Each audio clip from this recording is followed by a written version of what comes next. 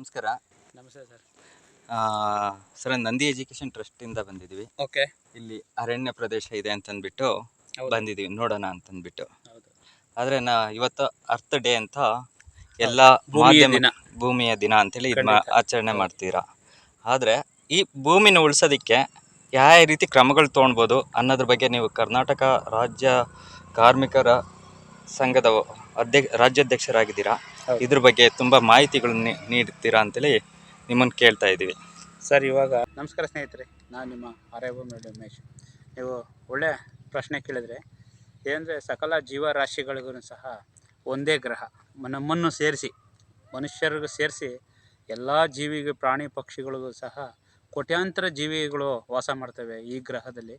ಅದು ಏಕೈಕ ಗ್ರಹ ಅಂದರೆ ಅದು ಭೂಮಿ. ಈ ಭೂಮಿಯಲ್ಲಿ ಮಾತ್ರ ನಮಗೆಲ್ಲ ಅನುಕೂಲ ಇರ್ತಕ್ಕಂಥ ವಾಸಕ್ಕೆ, ಮತ್ತು ನಾವು ಬಿಸ್ನೆಸ್ ಮಾಡೋದಕ್ಕೆ, ಬೆಳೆಯೋದಕ್ಕೆ, ಎಲ್ಲ ಪರಿಸರ ನಮಗೆ ಬದುಕೋದಕ್ಕೆ ಒಂದೇ ಗ್ರಹ. ಅಂದರೆ ಬೇರೆ ಗ್ರಹಕ್ಕೆ ಹೋದರೆ ನಮ್ಗೆ ಯಾವ ಗ್ರಹದಲ್ಲೂ ಸಹ ನಮಗೆ ಬದುಕೋ ಯೋಗ್ಯತೆ ಇಲ್ಲ. ಯಾಕೆಂದರೆ ಭೂಮಿ ಒಂದೇ ನಮಗೆ ಯೋಗ್ಯತೆ. ಇವತ್ತು ಭೂಮಿ ದಿವಸ. ಈ ದಿವಸ ನಾವು ಭೂಮಿನ ಉಳಿಸ್ಕೊಬೇಕು ಅಂದರೆ ನಾವು ಪರಿಸರನ ಉಳಿಸ್ಕೊಳ್ಳೇಬೇಕು.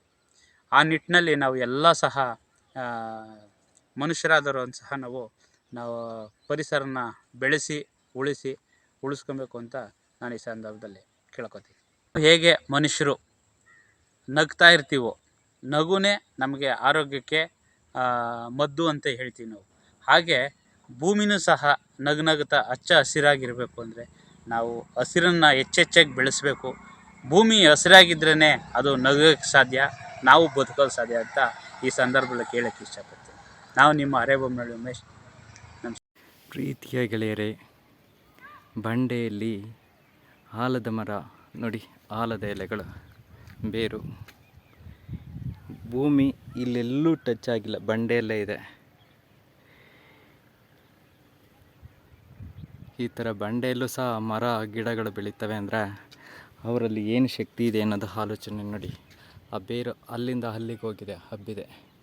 ಇಲ್ಲಿ ಯಾವ ನೀರಿದೆ, ನೀರು ಯಾವುದೂ ಇಲ್ಲ, ಆದರೂ ಹಸಿರೆಲೆ ಯಾವ ಥರ ಹಿಡಿತಾ ಇದೆ, ಏನಿದೆ ನೋಡಿ.